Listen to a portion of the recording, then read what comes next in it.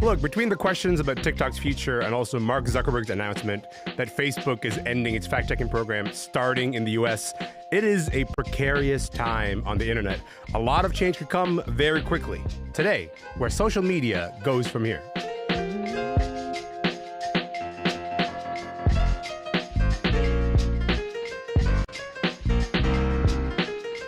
I'm Alamin Abdul Mahmoud, and this is Commotion. Okay, so we are kind of in this midway point because a week from today is Donald Trump's inauguration. And then a week ago, Mark Zuckerberg said this.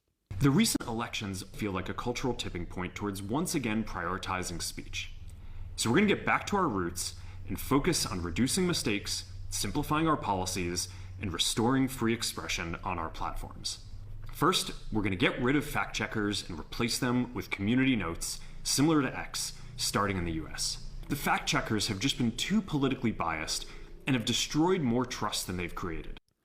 That is Mark Zuckerberg calling it a new era for Facebook and for Meta. It's hard to take measure of what that means and how it's going to change our lives on the internet. But you know what? We got to try. That's what we're going to do today. So CT Jones is here. Robin Urbach is here. Welcome to the show, Robin and CT. I really appreciate your time. Thank you for being here. Thanks for having us. Nice to see you. Yes, of course. Listen, CT, I'm going to start with you. I would like to understand this phrase, this idea of looser content moderation and fact checking, and what that actually ends up meaning, because the measures end up taking effect in the United States first. But what's that going to, what will people be able to say or do on Meta that maybe they weren't able to, a month ago or 2 months ago? Yeah, it's a good question. I mean, Zuckerberg has posited it that this is kind of like an upgrade. It's us going back to free speech. But if you look at actually who's targeted, it's clearly a way for Meta users to now be able to legally discriminate and kind of call out protected classes out in the open on the platform without getting any knocks for it. So according to the new rules, Facebook, Meta, and Instagram, they now allow, quote, allegations of mental illness or abnormality when based on gender or sexual orientation. So if you're in a fight with someone and they're gay on Facebook, you can technically call them crazy now. You can also, in select instances, refer to people as dehumanizing things when you weren't allowed to as before. For instance, you can compare women to property and people themselves to things that were prior not allowed. So you can call people diseases or have them say that they are filth themselves. So basically, if you think about what's going to be allowed, just think bad vibes, a lot of hateful voices, a lot of hateful speech, that sort of thing. Now, these are things you can call people in real life, ostensibly, or Robin, no one can stop you from doing that. But also, it doesn't mean that you want that to be a part of the, the space that exists, when you go online, whether it's Facebook or Instagram or just any of the Meta properties. How is this going to work? How is this going to work in terms of Meta sort of stepping back this content moderation that they're introducing? So what we've heard from Zuckerberg is they're going to introduce basically their version of community notes. And we don't know exactly how it's going to work on Meta, but we can use Twitter or X. It's Twitter to me. It's the Sky Dome still. So I can't call Twitter. It X. I will never be able to do so. Yeah, 100%. It doesn't, right, you posted an X, it's a tweet. Anyway, so Twitter has community notes. And basically what that means in very brief terms is that anybody can join this program, and you are basically the fact checker. So you can write a community note on a post that you think is misleading. And the way that that post becomes visible to other users is other members of the community notes program vote on it. But it's not just a numbers game. And that's what's interesting. X uses something called the bridging algorithm. And that basically assesses whether enough people on both sides of the ideological spectrum approve of this note and think that it is valid and worthy and what have you. And if that happens, then the note becomes publicly visible. So in a way, it's good. It sort of democratizes the fact-checking process. And in theory, it eliminates political or ideological bias because you're getting people on various ends of the political spectrum agreeing with it. The problem is, that it's slow. It takes a while for a community note to show up, and that can be really dangerous in situations like, for example, mass casualty events. How many times has something happened and we get a name out there of the perpetrator and that turns out to be incorrect. So that's a serious implication. And the other issue is sometimes these community notes just don't appear because you don't get enough people, according to the bridging algorithm, agreeing on whatever the note is. And then, well, what do? Then that misinformation is still out there. So I think in theory it works, but I think a program like this works best when you have the online equivalent of like an appeals court or a superior court justice kind of ruling in or perhaps jumping in during breaking news events. So it's something, I don't think it's a bad process, but on its own, it's certainly lacking. So some of us, CT, are old enough to remember an internet where that didn't exist. Like the idea of fact checkers were like that was not a part of the experience. To me, like fact checkers became sort of largely a response, I think, to the Trump presidency, like the ways that the Trump presidency sort of changed the internet, and more and more you saw social media platforms sort of rush to fill that space of, okay, there's a lot of misinformation spreading around. We should get involved because actually misinformation tends to travel a little bit faster than truth, and like that continues to be the case. But to put this in context, more than 3.5 billion people are on all these platforms. The writer Chris Stokely-Walker called it an extinction-level event for the idea of objective truth on social media. What's your take on that? Like, do you hear that and say, yeah, I really am that worried? Well, I mean, look, as an internet culture journalist, I've spent my entire career studying the parts of the internet that are less than savory. So I might be a little, too internet pilled in that mindset. Yes. I think that I'm concerned not for the people who are on right now, Facebook, who might accidentally come across, misinformation or disinformation and spread it. But my worry is that before this, Facebook's rules on hate speech, violence, etc., were such a low bar that when they suspended Trump for his words on January 6th, it felt like too little too late. Everyone was like, why wouldn't you do this before there were people there, right? And right now, what it feels like is Medicare's more about making sure that they don't have any rules that exist that they'll have to inevitably punish Trump or his incoming cabinet for. This feels like an entire compilation of things that people who Trump is putting into power have already said. And now Meta's just making sure that they don't have to slap anyone on the wrist. Okay, I want to come back to that point because I think it's an important one to investigate. But first, I just want to ask you, Robin, do you experience this as an extinction level event for truth on social media? Like, are you that level of concerned when you see these changes coming into effect? In short, not really, because I think we were as close to extinction when it comes to truth and decency on social media anyway. I think for Meta to make these changes, I think when we have to acknowledge sort of the ecosystem that we're in, it's not really 2008 anymore where Facebook is like the big player in the game and everyone's posting their pre-drink photos every weekend. Yes. We've diversified. So we have Twitter and we have TikTok for now. And we have Discord and we have Telegram and we have all of these other social media outlets that have varying degrees of truth and safety controls. So for Meta alone to make this change, yes, it's significant. There are billions of people who have Facebook accounts, but I don't think it's going to be sort of a tidal wave of misinformation. And I think the other thing to acknowledge too, we're getting a bit, I think, the royal we're getting a bit precious about it, but there were some problems with the fact-checking process at Facebook, for example.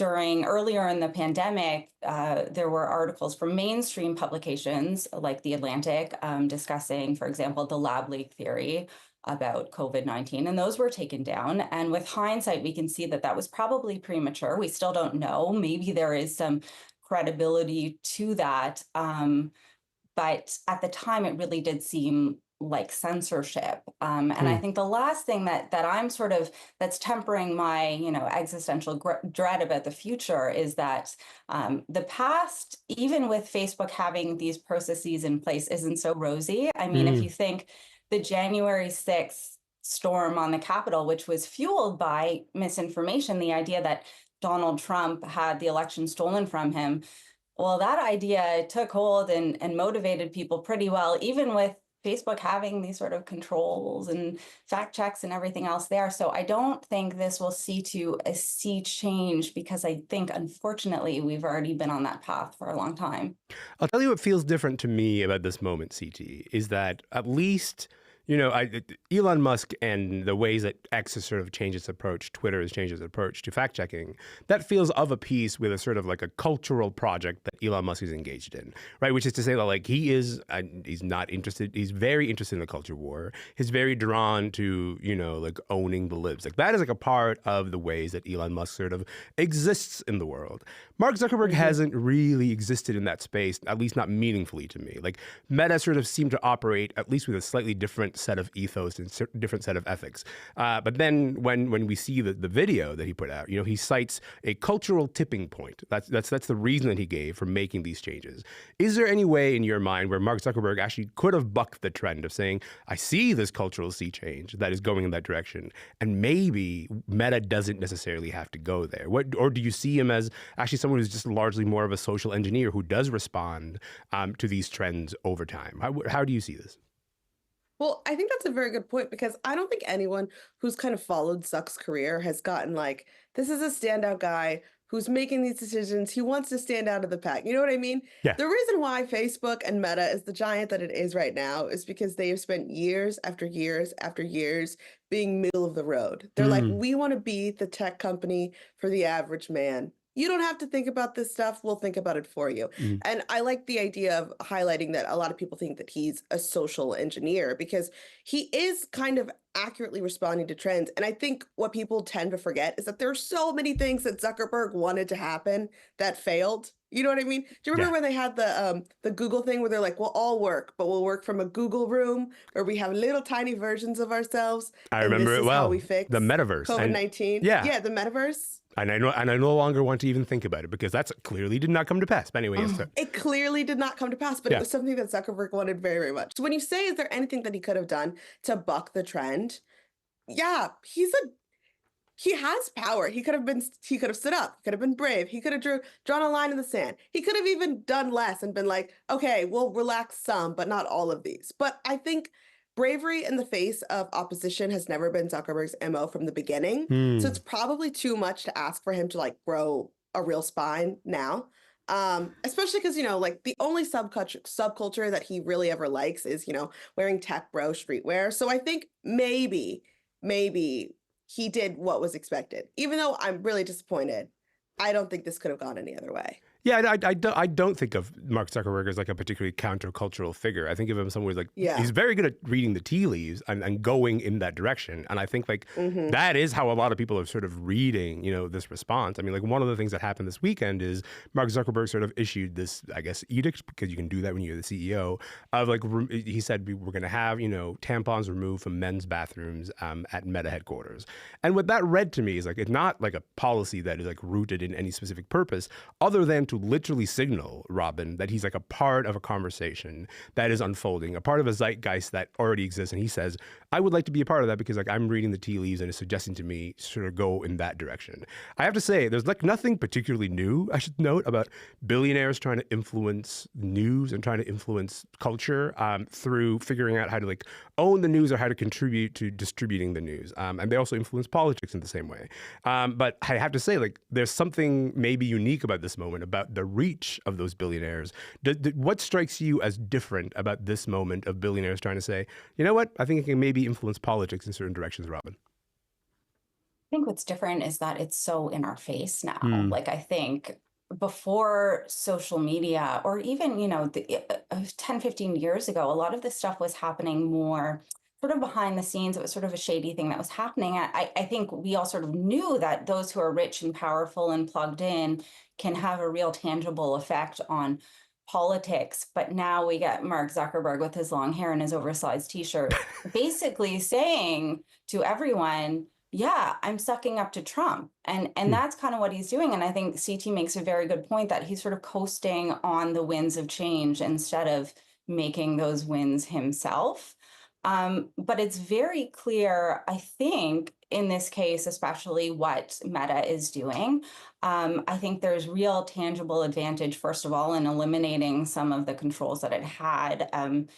Just from a financial perspective, it's enormously expensive to run these sorts of third-party fact-checking operations and reviewing all this censored material and whatnot, and the words that you can't say and people appeal it and whatnot.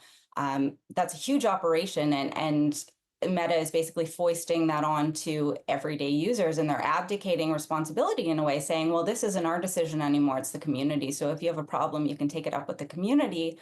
But just on cozying up to government, I think there's also real clear advantage for someone like Zuckerberg with a president like Donald Trump, who has not been shy about the fact that he is going to lean on the levers of government to both reward his friends and punish his enemies. If you're someone like Mark Zuckerberg, who has been in trouble with the SEC and the Department of Justice and has had to testify in front of Congress and all of these things, you see a president that can be won over by putting on a video and talking about the mainstream media and how wokeness has gone too far, essentially, even if you don't use those words. There's real advantage in that. And also, I mean, Zuckerberg has problems with regulators in other countries, Canada, the EU, Latin America, and having someone like Trump on your side is a huge deal. And he has the power and the resources and the voice and the platform, obviously, to say, hey, I know what things I need to say. I know what things I need to do. If it means taking away the tampons from the men's bathroom and posting a video and saying that you can say all these things you want about women and minorities and trans people on my platform, I'm going to do it because it's going to help my business.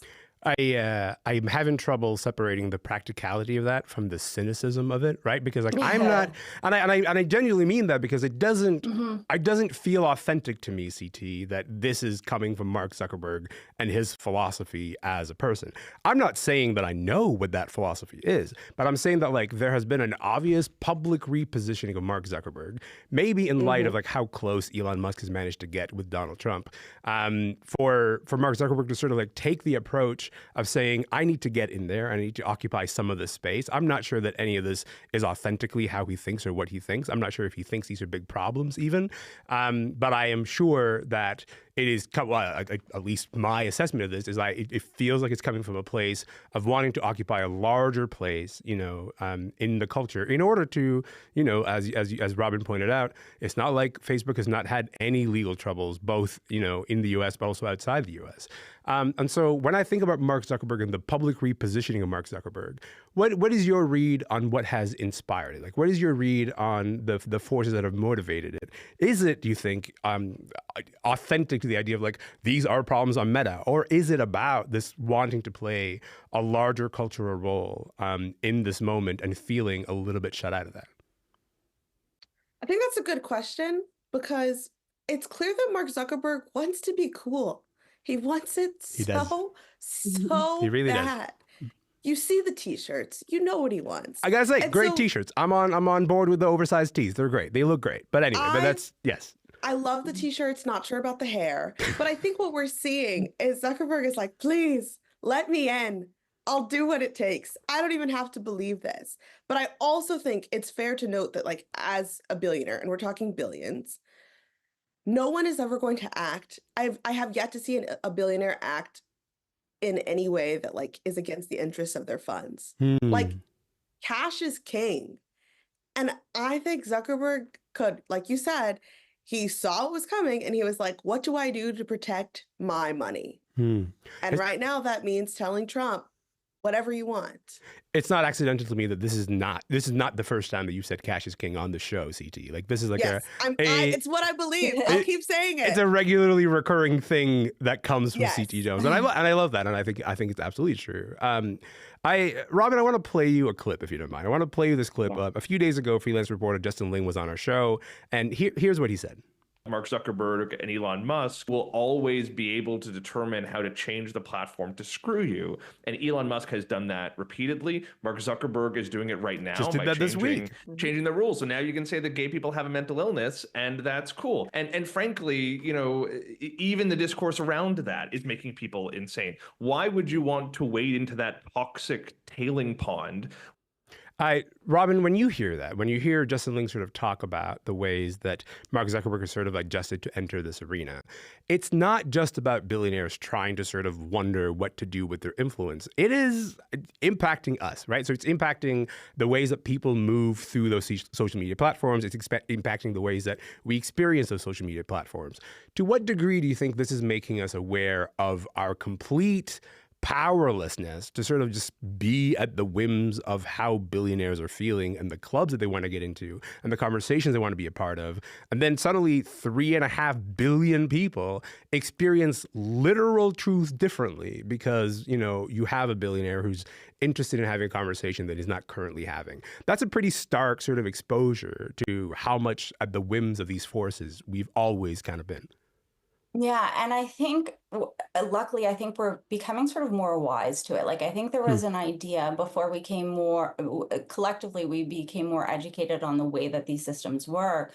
There was this idea that you could be like an anonymous kid from Stratford singing on YouTube, and then you could be a social media and an international pop star, and that's great. And there's this great democratizing effect of social media. And now I think we've learned that, well, no, the levers are being pulled, and the person calling the shots can decide what you see and what you don't see, and what views are amplified and what views are not amplified. And I think, I mean, one thing that I've been thinking about for the last couple of weeks, and it's been sort of drilling into my head and eroding my soul, is I've been watching what's happening in the US with a Republican lawmaker named Nancy Mace, who has sort of made it her mission to attack the first openly trans congressperson in the US. And not only has she introduced a resolution preventing her from using the bathroom that aligns with the gender to which she identifies, but she's also referred to her on X as a man, like in really sort of gross, unnecessary, vulgar terms, talking about, I don't know if she's talked specifically about her genitalia, but she's talked about trans people's genitalia, and that showed up in my For You stream. It's something I never would have saw before. And I saw that, and I also saw the fact that about 25,000 people liked her post about it, saying like, this man should not be in the women's bathroom. And I think the effect of that is twofold. One, it just erodes our sense of decency. The fact that we see stuff like that and it's normal, and it just, I think it enters into our brains, and it subconsciously gives the impression that this is, whatever you think about, you know, what bathrooms trans people should use, it creates the impression that this is a decent way to talk to another human, and it's not. And I think I looked at that 25,000 likes, and I thought that it creates the impression that this is potentially a majority view. And maybe it is. I don't know the polling. You can find whatever poll you want to support it. But I think sometimes we conflate majority opinion with correct opinion, which is a dangerous thing to do. We have human rights laws to protect the minority from the majority. But when you see these posts and you see how well received they are, it sort of warps our brains to think, okay, this is normal. And that's the sort of thing that, in my experience, is being amplified on our social media feed. So it's just, you know, it's, as Justin sort of said, it's toxic, it's corrosive. It really has a really bad effect on our collective consciousness. Unfortunately, we're mostly powerless to deal with it. That's a really grim diagnosis. Thank you for that. I honestly I want to keep it uplifting. And I appreciate that you do. CT, with maybe like a minute that we have left here, it feels hard to be like, are there any antidotes to this? But also, where do you see people being able to draw any power in this sort of power dynamic where we clearly don't have much? Yeah, I'm going to say, besides the fact that I always say cash is king, local journalism, okay? If you are a person who is scrolling on Facebook and concerned that the news that you're getting is biased or wrong in some way, give cash to your local journalism, because they're the people who are going to tell you where the road closures are, right? They're going to tell you what city council person does not have your best interest at heart. They're going to tell you what's happening to your kids' schools, right? And I think one of the things that we love about social media is that it's so democratizing. And so we feel like we're all in this together. There's a royal we, right? Here are the things we're talking about. here are the things we as people are discussing. But Elon Musk and Mark Zuckerberg don't care about who is plowing your roads when it snows, okay? So maybe you should pay the journalists who were there to tell you and to hold your local politicians accountable. And then maybe you'd start to see, here are the people who are in my community, here's what's happening, and here's how I can protect them. CT, that is as helpful a place as we can possibly leave it. I appreciate both of your time. Thank you so much for being here. This has been great. Thanks again. Thanks for having us. Thanks. Yes, of course. CT Jones writes about internet and pop culture for Rolling Stone. Robin Urbach is an opinion columnist with the Globe and Mail. We've been talking about Mark Zuckerberg and all the decision to get rid of fact-checking on Meta's platforms and the future of social media. My name is Elamine. This is Commotion. See you tomorrow.